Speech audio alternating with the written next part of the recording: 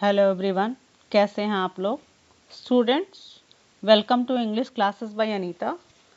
Students, आज की class में हम पढ़ने जा रहे हैं फ्लैमिंगो बुक से lesson number 7 the interview. The interview is taken from the book the Penguin book and it is written by Christopher Sylvester. तो जो ये बुक है वो द पेंगुइन बुक से लिया गया है और इसको लिखा है क्रिस्टोफर सिल्वेस्टर ने। तो चलिए पढ़ते हैं अबाउट द ऑथर।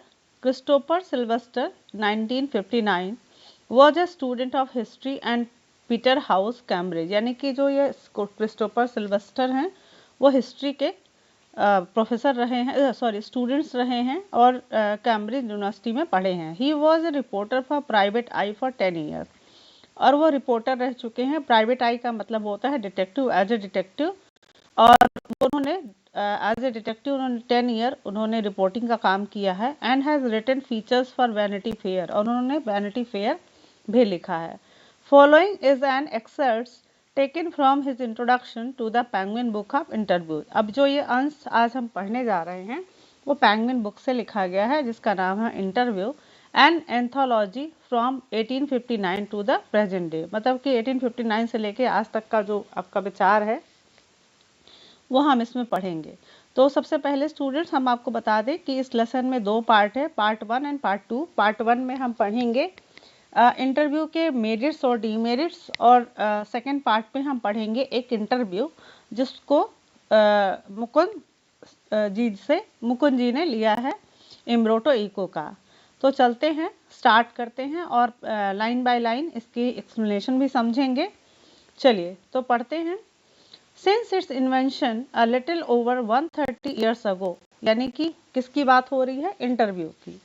तो यहाँ पे बात हो रहा है since its invention a little over 130 years ago, the interview has become a common place of journalism।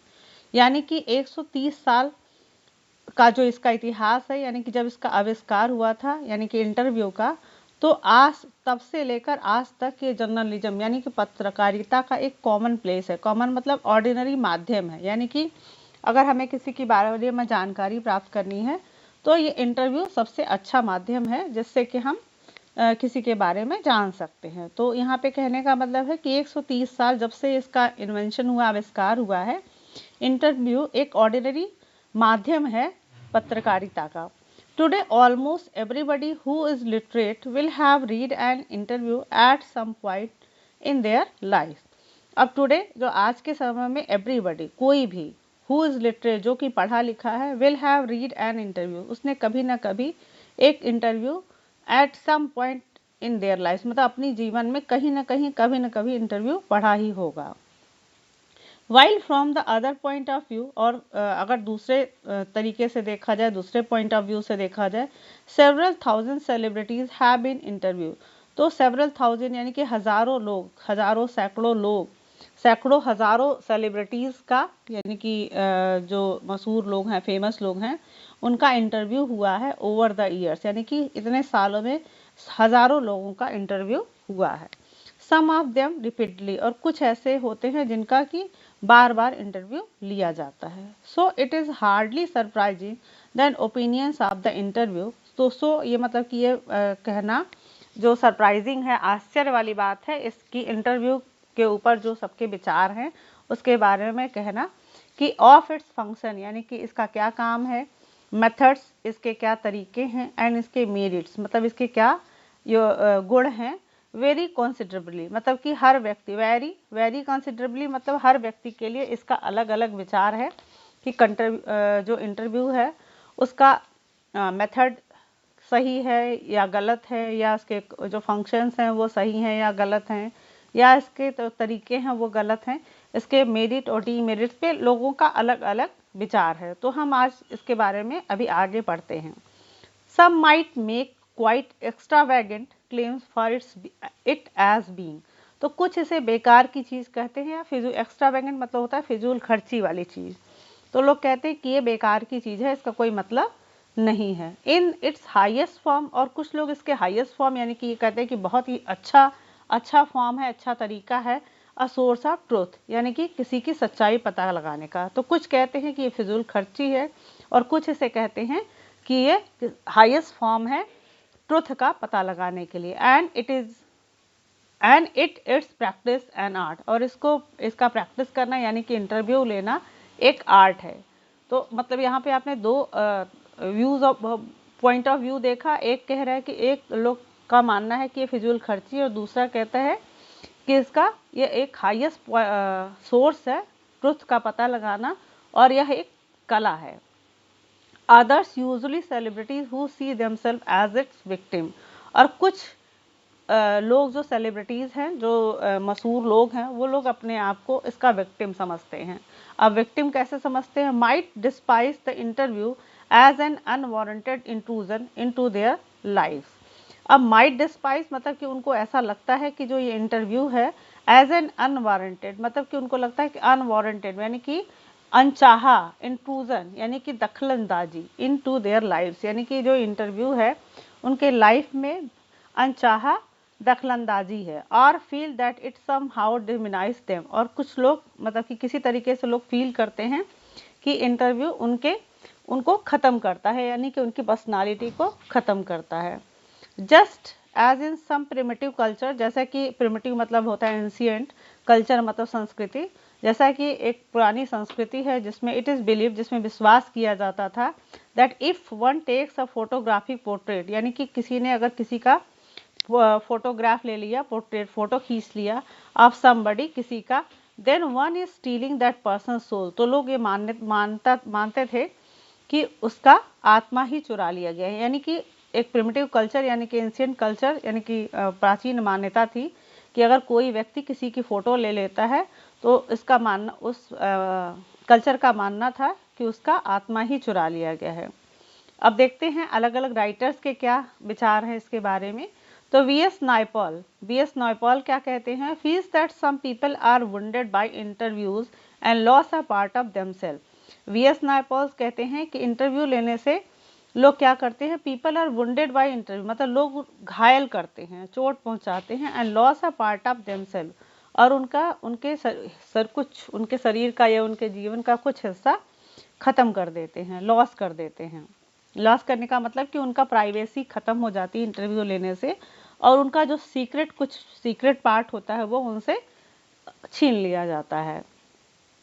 Levi's Carroll कहते हैं द क्रिएटर ऑफ एलाइज, जो क्रिएटर ऑफ एलाइज के क्रिएटर हैं in Wonderland, Alice in Wonderland के creator हैं, was said to have had a just horror of the interviewer.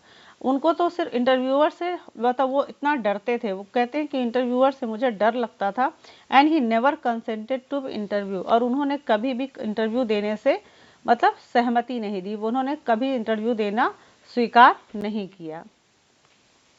It was his horror of being lionized which made him thus repel would be acquaintance. Was his horror of being lionized, मतलब कि उनको ऐसा लगता था कि वो interview दे के famous हो जाएंगे।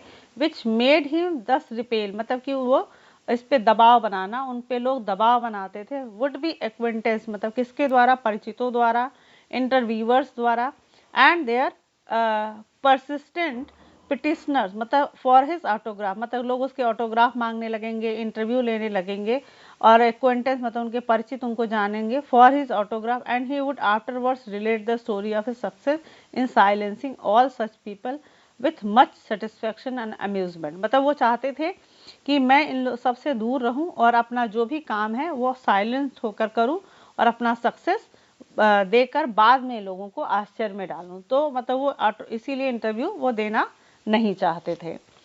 Rudyard Kipling express an even more condemnatory attitude toward the interview. अब जो रुडयार्ड किपलिंग का जो एक्सप्रेशन था यानी कि उनका जो विचार था इंटरव्यू के प्रति, तो वो कहते हैं कि जो ये इंटरव्यू है ये एक और बड़ा अपराध है। एटीट्यूड, कंडेमेंट्री एटीट्यूड मतलब कि यह एक अपराध है टूवर्ड्स द इंटरव्यूअर, मतलब कि जो इंटरव्यू लेता है। अब मतलब वो उसके भागते थे, वो हमेशा उससे छिपने की कोशिश करते थे। हिज वाइफ कैरोलिन राइट्स इन हर डायरी, उनकी वाइफ जो है वो कैरोलिन, वो अपने डायरी में लिखती हैं फॉर 14 अक्टूबर 1892, यानी कि वो एक दिन की घटना है जो उनकी डायरी में लिखा हुआ है।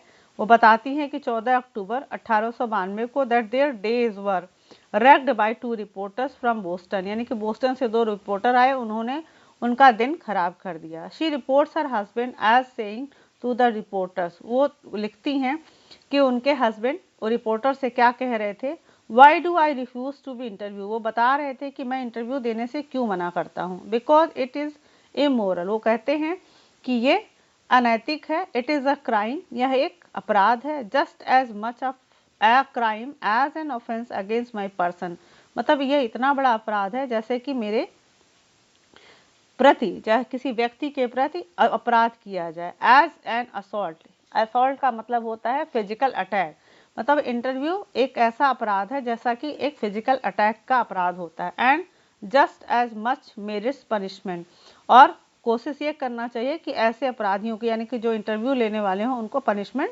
दी जानी चाहिए जितना पॉसिबल हो सके। It is cowardly and wild, it is cowardly, cowardly मतलब ये कायरता है और ये नीचता का काम है। वाइल्ड मतलब होता है नीचता का, मतलब ये इंटरव्यू लेना एक कायरता और नीचता का काम है। No respectable man would ask it, कोई भी जो इज्जतदार आदमी है, सम्मानीय आदमी है, उसके लिए नहीं पूछेगा या इंटरव्यू के लिए नहीं कहेगा। मच लेस गिव इट, मतलब कि इसको ख़त्म कर देना चाहिए, यानी कि इससे मतलब ये इससे छोटा काम कुछ भी नहीं हो सकता है। Yet Kipling had himself perpetrated such as an assault, मतलब कि किपलिंग भी इसको क्या बोलते हैं कि इसको इंटरव्यू को असॉल्ट मानते हैं, यानी कि अपराध मानते हैं। On mark Twain only a few years before, क्योंकि वो मार्क ट्वेन का जब इंटरव्यू ले रहे थे तो उससे पहले उन्होंने कुछ साल पहले तो वो भी इस बात को कहते हैं कि एक असॉल्ट है। H.G. Wells, अब H.G. Wells हैं, in an interview in 1894 referred to the interviewing ordeal, मतलब वो H.G. Wells एक इंटरव्यू 1894 में इंटरव्यूइंग को कहते हैं, मतलब इंटरव्यू देना क्या है, एक ऑर्डेल है, एक बहुत बड़ा बाधा है, यानी कि बहुत बड़ी परेशानी है, डिफ़िकल्टीज़ है। But was a fairly frequent interviewee and 40 years later, और उन्होंने उसके बावजूद, बट वॉज अ फेयरली, लेकिन उन्होंने बहुत बार 40 years sorry but was a fairly frequent interview, यानी कि बहुत बार उन्होंने इंटरव्यू दिया है। And 40 years letter found himself interviewing Joseph Stalin, मतलब एक बार तो वो ये कहते हैं कि ये बहुत बड़ा डिफ़िकल्टी है, बहुत ख़राब सी चीज़ है, बट खुद भी बहुत बार उन्होंने इंटरव्यू दिया, और उसके बाद 40 साल बाद वो खुद जोसेफ स्टालिन का इंटरव्यू लेते हुए पाए जाते हैं। सॉल बेलो, अब सॉल बेलो का क्या विचार है? Saul Bellow who has consented to be interviewed on several occasion, मतलब कि सॉल बेलो बहुत बार उन्होंने अपना इंटरव्यू बहुत सारे अवसर पे दिया है। नेवरथलेस, इसके बावजूद, वंस डिस्क्राइब्ड, एक बार वो कहते हैं interviews as being like a thumbprint on his windpipe, मतलब इंटरव्यू ऐसा है जैसे कि उनके विंड पाइप पे किसी ने अंगूठा रख दिया या हाथ रख दिया, यानी कि उनका गला दबा दिया है। Yet despite the drawbacks of the interview, इतने ड्रॉबैक्स, यानी कि इतनी बुराइयों के बावजूद जो इंटरव्यू है, it is a supremely serviceable medium of communication, के बावजूद यह एक बहुत बड़ा सुपरमली मतलब बहुत बड़ा सोर्स है, सर्विसेबल मतलब कि माध्यम है, मतलब कि सेवा का माध्यम है ऑफ कम्युनिकेशन, यानी कि संचार का सबसे बड़ा माध्यम है जो इंटरव्यू है। दीज डे, आज के दिनों में, more than at any other time, या फिर इसके पहले भी, मतलब आज के समय में या इससे पहले के समय में, our most vivid impressions of our contemporaries, मतलब कि जो विविड इम्प्रेशंस, यानी कि जो हमारे सेलिब्रिटीज़ होते हैं उनके बारे में जानना, आवर कंटेम्प्रेरीज, यानी कि जो हमारे समय में जो सेलिब्रिटीज़ रहने वाले हैं, जो लोग हैं, आर थ्रू इंटरव्यूज़, मतलब कि हम उनके बारे में, अपने कंटेम्प्रेरीज़ के बारे में, यानी कि हमारे समकालीन जो लोग हैं, सेलिब्रिटीज़, उनके बारे में हम इंटरव्यू के द्वारा ही अच्छे से जान पाते हैं, मतलब यानी कि जो इंटरव्यू है एक संचार का बहुत ही अच्छा माध्यम है। Denis Brian has written, Denis Brian लिखते हैं almost everything of movement reaches us through one man asking question of another, मतलब ऑलमोस्ट एवरीथिंग, जो भी चीजें हैं सब कुछ हमारे तक पहुंचता है, उसी क्षण पहुंचता है as us through one man, यानी कि एक आदमी क्वेश्चन पूछता है और दूसरे व्यक्ति से। बिकॉज ऑफ दिस, और इसीलिए the interviewer holds a position, इसीलिए जो इंटरव्यू लेता है वो अपनी एक पकड़ बनाता है, एक अपनी स्थिति बनाता है ऑफ अनप्रेसिडेंटेड, अनप्रेसिडेंटेड मतलब पावरफुल, मतलब कि एक जिसको कि कोई भी वो जगह नहीं ले सकता है, पावर एंड इन्फ्लुएंस, और उसका बहुत ही प्रभाव पड़ता है, यानी कि इंटरव्यूअर का बहुत ही प्रभाव पड़ता है, उसका एक बहुत ही जो पोजीशन है बहुत ही अच्छी पोजीशन, अच्छा पोजीशन रखता है। अब चलते हैं, अभी तक हमने पढ़ा कि इंटरव्यू क्या है, तो कुछ राइटर्स इसको खराब मानते हैं और कुछ राइटर्स इसको बोलते हैं कि मतलब ये है खराब, लेकिन उन्होंने खुद कई बार इंटरव्यू दिया और लोगों का इंटरव्यू लिया भी है। और डेनिस बैन के द्वारा कि ये जो इंटरव्यू है वो एक व्यक्ति से दूसरे व्यक्ति द्वारा पूछा गया क्वेश्चन से जो मिला हुआ आंसर है वो इंटरव्यू है, और जो इंटरव्यूअर है वो अपनी एक बहुत ही महत्वपूर्ण स्थान रखता है, पावरफुल पोजीशन होल्ड करता है। अब चलते हैं पार्ट 2 में। पार्ट 2 हमारा है, अब यहाँ पे एक लाइन है, I am a professor who writes novel on Sunday, Umberto Eco. तो I am a professor who writes novels, वो अम्ब्रेटो इको कहते हैं कि मैं ऐसा प्रोफेसर हूँ जो संडे को नॉवेल लिखता हूँ। तो अब जो ये हम पढ़ने जा रहे हैं वो अम्ब्रेटो इको के बारे में पढ़ने जा रहे हैं, उनका एक इंटरव्यू है जिसको कि मुकुंद जी ने लिया है, और तो उसका कुछ अंश है, उनके इंटरव्यू का अंश है, उसको हम पढ़ेंगे कि इंटरव्यू लिया कैसे जाता है और क्या है। तो चलते हैं। The following is an extract from an interview of Umberto Eco. अब ये जो अंश है वो अम्ब्रेटो इको का एक इंटरव्यू है और उसी का एक छोटा सा अंश है। The interviewer is Mukund Padmanabhan, और जो इसके इंटरव्यूअर हैं यानी कि इंटरव्यू लेने वाले हैं मुकुंद पद्मनाभन फ्रॉम द हिंदू, जो कि द हिंदू से बिलोंग करते हैं। Umberto Eco a professor at the University of Bologna, वो इन इटली, इटली में बोलगाना में वो प्रोफेसर हैं, और it had already acquired a formidable reputation, और उन्होंने एक्वायर्ड मतलब कि उन्होंने प्राप्त किया है, फॉर्मिडेबल मतलब होता है कि महत्वपूर्ण, जिसको कि कोई वहां तक पहुंचना मुश्किल हो, जटिल हो, तो ऐसा रेपुटेशन, मतलब उन्होंने बहुत ज़्यादा रेपुटेशन कमाया है एज अ स्कॉलर। स्कॉलर का मतलब होता है जो एकेडमिक बुक्स लिखा करता है, या फिर स्कॉलर का मतलब होता है जो बहुत ही बुद्धिमान होता है। तो यहाँ पे as a scholar for his ideas on semiotics, तो उनके जो विचार हैं सेमियोटिक्स, सेमियोटिक होता है साइंस मतलब कि साइंस के बारे में, साइंस यानी कि जो हम चिन्ह वो इशारे से कुछ भी समझाते हैं या कोई साइंस से कोई चीज़ समझते हैं, तो उसके साइंस के बारे में इन्होंने बहुत सारे आइडियाज़ दिए हैं। लिटरेरी इंटरप्रिटेशन यानी कि बहुत साहित्यिक जो अनुवाद होता है, एंड मेडिवल एस्थेटिक्स, और इन्होंने मध्यकालीन सुंदर चीज़ों के बारे में बहुत कुछ लिखा है। Before he turn to writing fiction, मतलब कि राइटिंग फिक्शन यानी कि फिक्शन लिखने से पहले इन्होंने मेडिवल एस्थेटिक्स पे लिखा है, लिटरेरी इंटरप्रिटेशन पे लिखा है और सेमियोटिक्स पे लिखा है। Literary fiction, academic text, essays, children's books, newspaper articles, his written output is staggeringly large and wide ranging। अब यहाँ पे देखते हैं लिटरेरी फिक्शन, फिक्शन होता है जब हम किसी स्टोरी को लिखते हैं, फिक्शन का मतलब होता है जिसको कल्पना के आधार पे लिखा जाता है। एकेडमिक टेक्स्ट यानी कि जो एकेडमिक बुक्स वगैरह लिखी जाती है पढ़ने के लिए बच्चों के लिए, एसेज निबंध वगैरह, चिल्ड्रंस बुक बच्चों के लिए किताबें, न्यूज़पेपर आर्टिकल्स इन्होंने सारी चीज़ें लिखी। हैज़ रिटन आउटपुट, और जो भी उन्होंने लिखा इस स्टरिंगली लार्ज, मतलब कि इसका जो रेंज था मतलब कि बहुत बड़ा था, और इन्होंने उसको बहुत वाइड रेंज में, मतलब कि इनका जो खोज था या विचार था वो बहुत दूर तक गया। इन 1980 he acquired the equivalent of intellectual superstardom with the publication of the name of the rose। और इन्होंने इसके अलावा जो इक्वेलेंट ऑफ इंटेलेक्चुअल, मतलब कि बुद्धि, इंटेलेक्चुअल का मतलब होता है बुद्धिमानी में सुपरस्टारडम, मतलब कि एक अलग जो स्टारडम पाया उन्होंने, चमक पाई, एक अलग ख्याति पाई उनके अपने पब्लिकेशन के साथ। और वो कौन सा बुक था? द नेम ऑफ द रोज। यानी कि द नेम ऑफ द रोज के पब्लिकेशन के बाद उनको एक अलग प्रकार का सुपर स्टारडम मिला, यानी कि वो बहुत ही प्रख्यात हुए। Which sold more than 10 million copy, जिसकी जो 10 मिलियन से ज़्यादा कॉपीज बिकी।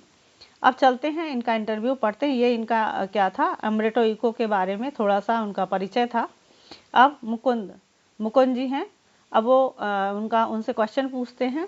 The English novelist and academic David Lodge once remark. अब वो कहते हैं कि इंग्लिश नॉवलिस्ट और एकेडमिक डेविड लॉज जो हैं वो आपके बारे में रिमार्क करते हैं या कहते हैं, I can't understand how one man can do all the things he does. मतलब कि अब वो आपके बारे में बताते हैं कि एक बार कमेंट किया था उन्होंने कि मैं नहीं समझ पाता हूँ कि एक आदमी, यानी कि इको मतलब अम्ब्रेटो इको एक बार में इतना सारा काम एक साथ कैसे कर लेते हैं। अम्ब्रेटो इको का answer may be I give the impression of doing many thing. हो सकता है कि मैं ये सबको इम्प्रेशन दूं या मतलब ऐसा दिखाई देता हूँ कि मैं एक साथ बहुत सारा काम करता हूँ, बट इन द एंड, लेकिन अंत में आई एम कन्विंस, मतलब मैं इस चीज़ से सहमत हूँ कि I am always doing the same thing, यानी कि मैं हमेशा एक ही काम करता हूँ। मुकुंद, विच इज, कौन सा?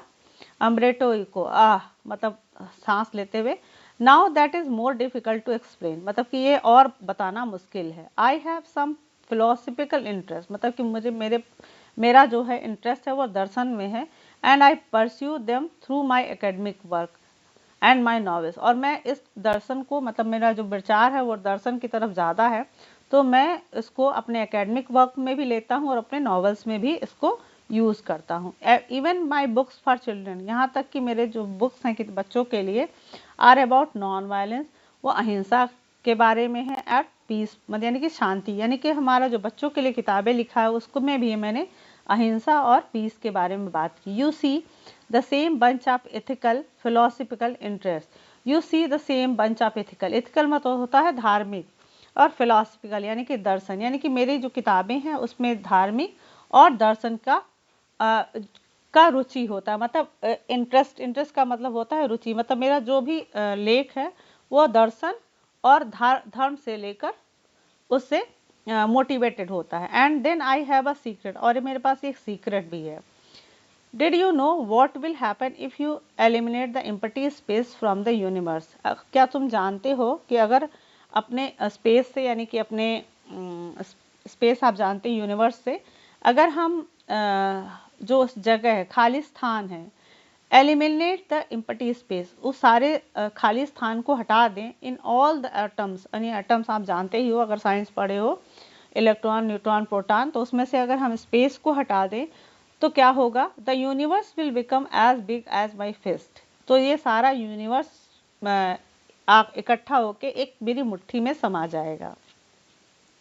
सिमिलरली, इसी तरीके से, we have a lot of empty space in our life, इसी तरीके से हमारी लाइफ में भी बहुत सारे खाली स्पेस होते हैं। आई कॉल देम इंटरस्टिसेस, मतलब आई कॉल देम इंटरस्टिसेस, तो कहते हैं कि मैं इसको इंटरस्टिसेस कहता हूँ। Say you are coming over to my place, जैसे कि तुम मेरे पास आ रहे हो, मतलब आप मेरे पास आ रहे थे। You are in an elevator, आप एलिवेटर में थे। And while you are coming up, और जब आप ऊपर आ रहे थे, I am waiting for you, मैं आपका इंतज़ार कर रहा था। This is an interstices an empty space, और ये जिसको वो इंटरस्टिसेस कह रहे हैं उसी को एम्प्टी स्पेस कहते हैं, मतलब जो हमारे बीच का जो वेट करने का और आपके आने के बीच का जो स्पेस है वही इंटरस्टिसेस है। तो I work in empty spaces, और उस एम्प्टी स्पेस में मैं काम करता हूँ। While waiting for your elevator, यानी कि जब आप एलिवेटर से ऊपर आ रहे थे, to come up from the first to third floor, first floor से थर्ड फ्लोर पे आ रहे थे, तो I have already written an article, मैंने एक आर्टिकल उस समय में लिख लिया। Mukund, not everyone can do that of course, मतलब कि ऐसा सभी लोग नहीं कर सकते। योर नॉन फिक्शनल राइटिंग, आपकी जो नॉन फिक्शनल राइटिंग है, फिक्शन होता है जो, मतलब हम फेरी टेल जैसा ये स्टोरी लिखते हैं। नॉन फिक्शनल मतलब कि जैसे हम प्रोज वगैरह पढ़ते हैं। Your scholarly work has certain playful and personal quality about it. तो कहते हैं कि आपका जो स्कॉलरली वर्क है, यानी कि जो आप एकेडमिक बुक्स वगैरह लिखते हो, हैज़ अ सर्टेन प्लेफुल, मतलब कि वो थोड़ा आनंददायक होता है, and personal quality about it, इसकी एक अलग क्वालिटी है, इसका अलग गुण है। It is a mark departure from a regular academic style, मतलब कि ये क्या कर डिपार्चर मतलब ये एक अलग अलगाव है। डिपार्चर मतलब अलगाव होना, मतलब कि जो रेगुलर तरीका था, यानी कि जो हमारा पहले का जो तरीका था एकेडमिक स्टाइल का, वो आपका जो तरीका है बुक लिखने का वो कुछ अलग है। क्या है? विच इज़ इनवेरिएबली, जो कि अलग है। डीपर्सनलाइज, मतलब कि आपको उसमें अलग व्यक्तित्व साबित करता है। And often dry and boring, मतलब कि विच इज़ इनवेरिएबली, मतलब जो हम लोग पहले की किताबें, यानी कि जो हमारा पहले जो एकेडमिक स्कॉलर्स की बुक्स लिखी जाती थी, उसमें कोई इनवेरिएबल मतलब कोई चेंज, एक जैसा, मतलब कि जो भी लेसन्स हैं एक जैसे रहते थे, उसमें कोई डीपर्सनलाइज मतलब कोई भी क्वालिटी ऐसा नहीं होता था कि कुछ अलग दिखाई दे। एंड ऑफन ड्राई, हमेशा मतलब रूखा सूखा ऐसे, यानी कि रूखा सूखा का मतलब उसमें कोई इंटरेस्ट ना आना। एंड बोरिंग, और बोरिंग हुआ करता था। हैव यू कॉन्शियसली अडॉप्टेड, मतलब कि क्या आपने जानबूझकर अपनी ये जो स्टाइल है उसको अडॉप्ट किया। एन इनफॉर्मल अप्रोच, मतलब कि जो आपने एकेडमिक स्टाइल जो आपने अभी अडॉप्ट किया है उसको जानबूझकर अप्रोच किया, इनफॉर्मल तरीका अपनाया, या फिर something that just came naturally to you, या फिर आपको अपने जो आपका नेचुरल तरीका उससे आया। Umberto Eco, when I presented my first doctoral dissertation in Italy. अब वो बताते हैं अपनी कहानी कि जब पहली बार मैं डॉक्टरल यानी कि डॉक्टर की उपाधि के लिए डिजर्टेशन लिख रहा था और इटली में मैंने पहली बार अपने प्रोफेसर को प्रेजेंट किया, तो one of the professor said, उसमें से एक प्रोफेसर ने मुझसे कहा, scholars learn a lot of a certain subject, मतलब कि जब थीसिस लिखे जाते हैं, डिजर्टेशन लिखे जाते हैं, तो स्कॉलर्स किसी सब्जेक्ट के बारे में बहुत कुछ सीखते हैं। Then they makes a lot of false hypothesis, और उसके बाद से वो कल्पना करते हैं कुछ मिस्टेक का, मतलब वो कुछ त्रुटियां लिखते हैं वहाँ पे। देन दे करेक्ट देम, और उसके बाद अंत में उसको क्या करते हैं, सही करते हैं। दे पुट द कंक्लूजन, उसके बाद वो निष्कर्ष निकालते हैं। यानी कि हम कोई प्रयोग भी करते हैं तो हम एक कल्पना करके लिखते हैं ना कि हम ये करेंगे तो ये परिणाम होगा, तो इसी तरीके से थीसिस भी लिखे जाते हैं। पहले सब्जेक्ट चुना जाता है, उसके बारे में अध्ययन किया जाता है, फिर उसके बारे में कुछ त्रुटियां मतलब फॉल्स एल्यूजन किया जाता है, उसके बाद उस पर प्रयोग करके या फिर सर्च करके निष्कर्ष निकाला जाता है। फिर वही तो यू ऑन द कंट्ररी, लेकिन आप इसके विपरीत toll the story of your research, मतलब प्रोफेसर कहते हैं कि तुमने क्या किया, अपने रिसर्च की पूरी स्टोरी लिखी है। Even including your trials and error, यहाँ तक कि तुमने अपना जो कोशिश है और जो तुमने गलतियां की उसको भी लिखा है। एंड द सेम टाइम, और इसी समय, he recognise I was right and went to the publish my dissertation, और तभी उन्होंने मुझसे कहा कि मैंने जो तरीके से जो बुक लिखी थी वो मेरा सही था, डिजर्टेशन अपना जो लिखा था वो सही था। And went on to publish my dissertation, और उन्होंने कहा कि मैं तुम्हारा डिजर्टेशन पब्लिश करने जा रहा हूँ एज अ बुक, यानी कि एक किताब के रूप में। विच मेंट ही अप्रिशिएटेड इट, इसका मतलब था कि वो उन्होंने मेरी इसकी तारीफ की थी। At that point at the age of 22, और इसी समय जब मैं उस समय 22 का था, I understood scholarly book should be written the way I had done, तभी मुझे समझ में आ गया था कि जो स्कॉलरली बुक है उसको इसी तरीके से लिखा जाना चाहिए जैसा कि मैंने अपना डिजर्टेशन लिखा था। By telling the story of the research, यानी कि रिसर्च यानी कि किसी भी खोज की स्टोरी को बताते हुए, यानी कि नरेटिव अंदाज में। This is why my essays always have a narrative aspect, इसीलिए जो मेरे एसेज हैं यानी कि निबंध है हमेशा कहानी, नरेटिव मतलब होता है किसी चीज़ की कहानी बताने का तरीका, कहानी बताते हुए, यानी कि मेरा जो निबंध लिखने का तरीका वो कहानी जैसा होता है। And this is why probably, और शायद इसीलिए, प्रोबेबली मतलब संभाव्यता, आई स्टार्टेड राइटिंग नरेटिव्स, और इसीलिए शायद मैंने नॉवेल्स लिखना शुरू कर दिया। सो लेट, बहुत लेट कर दिया, जबकि मतलब वो कहते हैं कि नॉवेल लिखने में मैंने बहुत लेट कर दिया। एट द एज ऑफ 50, यानी कि 22 साल की उम्र में उनको लगा कि जो मेरा स्कॉलर बुक है उनको स्टोरी टेलिंग यानी कि नरेशन बेस पे लिखना चाहिए, और इसको समझते समझते कि उनको नॉवेल लिखना चाहिए, उनका एज 50 हो गया, मोर और लेस, अब कम था या ज़्यादा था ये नहीं पता।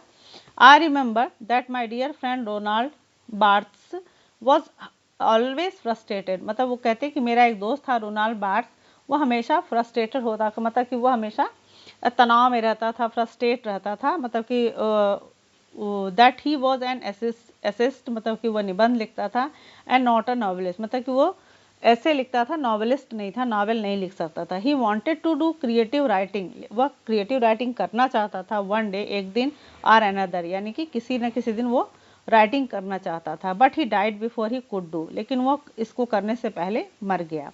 I never felt this kind of frustration, वो कहते हैं कि मैं ऐसा कोई फ्रस्ट्रेशन लेना नहीं चाहता, यानी कि मुझे जब जो मन करता है, जैसे मन करता है लिखने का, मैं लिख लेता हूँ। I started writing novels by accident, मैंने नावल लिखना एक एक्सीडेंट, यानी कि ऐसी कोई घटना घटी और उसके बाद मैंने नावल लिखना शुरू किया। I had nothing to do one day and so I started, एक दिन मेरे पास कोई काम नहीं था करने को, इसलिए मैंने नावल लिखना स्टार्ट कर दिया। Novels probably satisfied my taste for narration, अब जो नॉवेल था शायद मेरा जो मुझे सेटिस्फाई करता है, यानी कि संतुष्ट करता है, जो मेरे टेस्ट, यानी कि मेरे जो पसंद है कहानी कहने का। नरेशन का मतलब होता है कहानी कहना, मतलब कहानी कहना मेरा एक पसंद है, मैं लाइक करता हूँ, और नॉवेल मेरे पे सूट करता है लिखना, इसीलिए मुझे वो सेटिस्फाई करता है। मुकुंद, टॉकिंग अबाउट नॉवेल्स, अब नॉवेल्स की जब आप बात कर रहे हैं, from being a famous academic, अब आप एक फेमस एकेडमिक राइटर हैं, you went on to becoming spectacularly famous after the publication of the name of the rose. Spectacularly मतलब होता है जब बहुत ज़्यादा फेमस हो जाना, मतलब कि अनएक्सपेक्टेड तरीके से, मतलब कि आपका जो ये जो आप नेम ऑफ द रोज के पब्लिकेशन के बाद इतना फेमस हो गए। You have written 5 novels against many more scholarly works of non fiction, मतलब कि आपने सिर्फ 5 नॉवेल्स लिखा और स्कॉलरली बुक्स उससे ज़्यादा लिखा है, at least more than 20 of them, या मतलब कि कम से कम आपने 20 स्कॉलर्स बुक्स लिखे हैं और नॉवेल्स आपने 5 लिखे हैं, लेकिन आप नॉवेल से इतना ज़्यादा फेमस हो गए। अमरेटो इको, अब करेक्ट करते हैं यहाँ, ओवर 40, यानी कि कहते हैं कि मैंने स्कॉलरली बुक कम से कम 40 लिखे हैं। Over 40, among them a seminal piece of work on semiotics, seminal मतलब होता है मार्केबल, मतलब कि वो कहते हैं कि मैंने सेमियोटिक्स पे ऐसे बुक्स भी लिखे हैं जो अपने आप में एक मार्क, मतलब एक अपना स्थान रखते हैं। But ask most people about Umberto Eco, लेकिन जब आप अमरेटो इको के बारे में पूछते हो तो दे विल से, वो कहते हैं ओह ही इज़ द नॉवलिस्ट, वो लोग कहते हैं कि अरे वो तो नॉवलिस्ट हैं।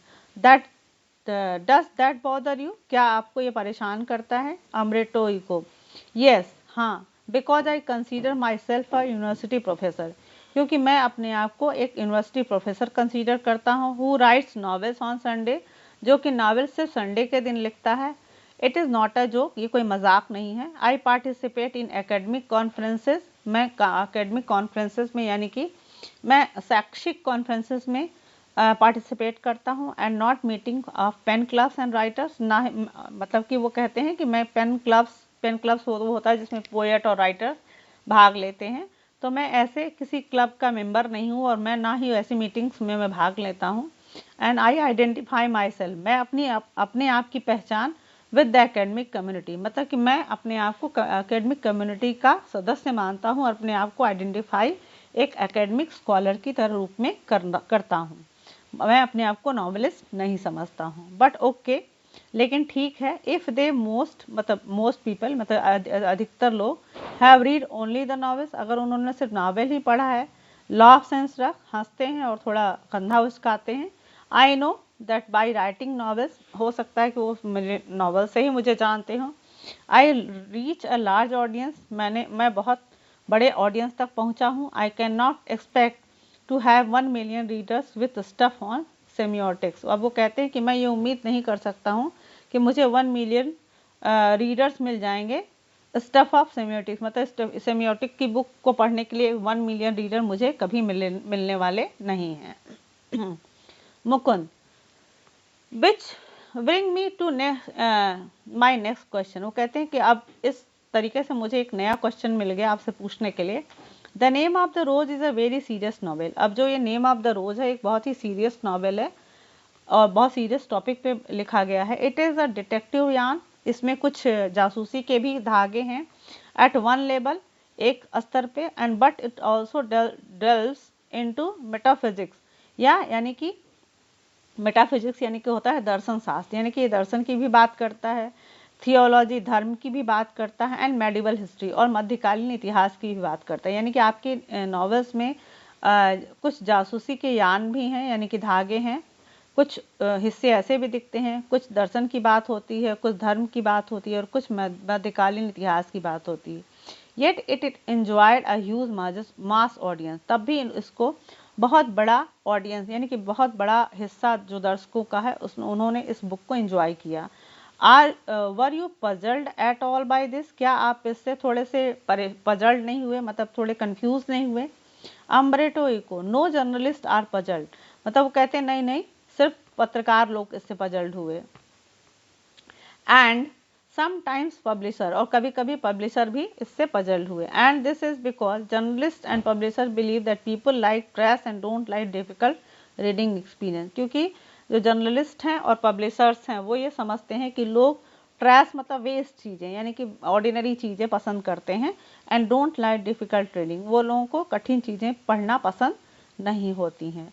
Consider there are 6 billion people on this planet, अब कहते हैं कि तुम सोचो कि इस प्लैनेट पे 6 बिलियन लोग रहते हैं। The name of the Rose sold between 10 and 15 million copies, और उनके बीच में कम से कम 10 से 15 million copies the rose of मतलब नेम ऑफ द रोज की बिकी। सो इन अ वे, और इस तरीके से I reach only a small percentage of reader, वो कहते हैं कि इस तरीके से मैं कुछ प्रतिशत लोगों तक ही पहुंच पाया हूँ। But it is exactly these kinds of reader who don't want easy experience, लेकिन वो लोग ऐसे रीडर्स हैं, ऐसे पढ़ने वाले लोग हैं जो कि आसान या सिंपल चीज़ें पढ़ना पसंद अनुभव करना नहीं चाहते हैं। और at least don't always want this, यानी कि और कुछ ऐसे हैं जो कि हमेशा ऐसी कठिन चीज़ें नहीं चाहिए होती हैं। आई माई सेल्फ, मैं खुद एट 9 PM 9 बजे आफ्टर डिनर, खाना खाने के बाद, वॉच टेलीविज़न देखता हूँ, and want to see either Miami Vice और इमरजेंसी रूम, या तो मैं मिमी वाइस देखता हूँ या फिर इमरजेंसी रूम, ये एक जासूसी सीरियल है। तो कहते हैं कि 9 बजे के बाद मैं खाना खाने के बाद टीवी देखता हूँ और ये सारे सीरियल देखता हूँ, मैं बुक वगैरह नहीं पढ़ना चाहता हूँ। आई एंजॉय इट, मैं इसको इंजॉय करता हूँ, एंड आई नीड इट, और इसको मुझे इसकी आवश्यकता है। बट नॉट ऑल डे, लेकिन मैं पूरे दिन ये इमरजेंसी रूम और मिमी वाइस नहीं देख सकता। कहने का मतलब है कि हमेशा लोगों को आसान चीज़ें नहीं चाहिए होती हैं और ना ही हमेशा कठिन चीज़ें चाहिए होती हैं, मतलब दोनों का बैलेंस होता है। Mukund, could the huge success of the novel have anything to do with the fact that it dealt with a period of medieval history that, अब ये कहते हैं कि जो आपके नावल का जो ह्यूज सक्सेस यानी कि बहुत बड़ा जो सफलता है आपके नावल का, क्या इससे रिलेट करता है, इस सच्चाई से रिलेट करता है कि इसमें मेडिवल हिस्ट्री का जो पीरियड है उसके बारे में बताया गया है? Umberto Eco, that is possible, Umberto Eco कहते हैं कि हाँ शायद संभव है। But let me tell you another story, चलिए मैं आपको एक और स्टोरी बताता हूँ। Because I often tell stories like a Chinese wise man, क्योंकि मैं अक्सर चाइनीज़ वाइज मैन की तरह स्टोरी सुनाता हूँ। माई अमेरिकन पब्लिशर सेड, मेरी अमेरिकन पब्लिशर ने मुझसे कहा, while she loved my book, जब उसे मेरी बुक पसंद आई, she did not expect to sell more than 3000 copy, उसको ये उम्मीद नहीं थी कि मेरी जो बुक का 3000 कॉपी बिक जाएगा। In a country where nobody has seen a cathedral or studies Latin, मतलब कि ऐसे देश में जहाँ पे कैथेड्रल के बारे में लोग नहीं जानते या लैटिन के नहीं पढ़ा है उन्होंने। So I was given an advance for 3000 copy, इसलिए मैंने 3000 कॉपीज़ के लिए उसको एडवांस दिया। बट इन द एंड, लेकिन अंत में, इट सोल्ड 2 और 3 मिलियन इन द US, लेकिन अंत में यह 2 और 3 मिलियन की कॉपी इस US में ही बिक गया। A lot of books have been written about the medieval past, बहुत सारी बुक जो मेडिवल पास्ट के बारे में लिखी गई हैं, फार बिफोर माइन यानी कि मेरे से पहले। I think the success of the book is a mystery, लेकिन मेरे विचार से जो मेरे नॉवेल की सफलता है वह एक रहस्य है। Nobody can predict it, कोई भी इसकी प्रिडिक्ट नहीं कर सकता है, पूरा अनुमान नहीं लगा सकता है। I think if I had written the name of the rose 10 years earlier, मैं सोचता हूँ कि अगर द नेम ऑफ रोज को मैं 10 साल पहले लिखा होता और 10 years लेटर या 10 साल बाद लिखता, it would not have been the same, मतलब कि इसका ऐसा परिणाम नहीं होता। वाई इट वर्क, क्यों इसने काम किया, क्यों ये सक्सेस हुआ एट दैट टाइम, उस समय, इट इज़ अ मिस्ट्री, मतलब कि यह एक रहस्य है। यानी कि अमृतो इको कहते हैं कि मेरी जो द नेम ऑफ द रोज है उस समय क्यों सक्सेस हुई, कैसे सक्सेस हुई, यह मेरे लिए एक रहस्य है और इसको मैं भी नहीं समझ पाता हूँ। तो स्टूडेंट्स, मुझे आई होप कि आपको ये बुक, ये जो स्टोरी थी आपको समझ में आई होगी, द इंटरेस्ट, और आप अच्छे से इसको समझ लिए होंगे। So for understanding and reading next lesson, please watch, keep watching English classes by Anita. So thank you for watching and goodbye. Take care.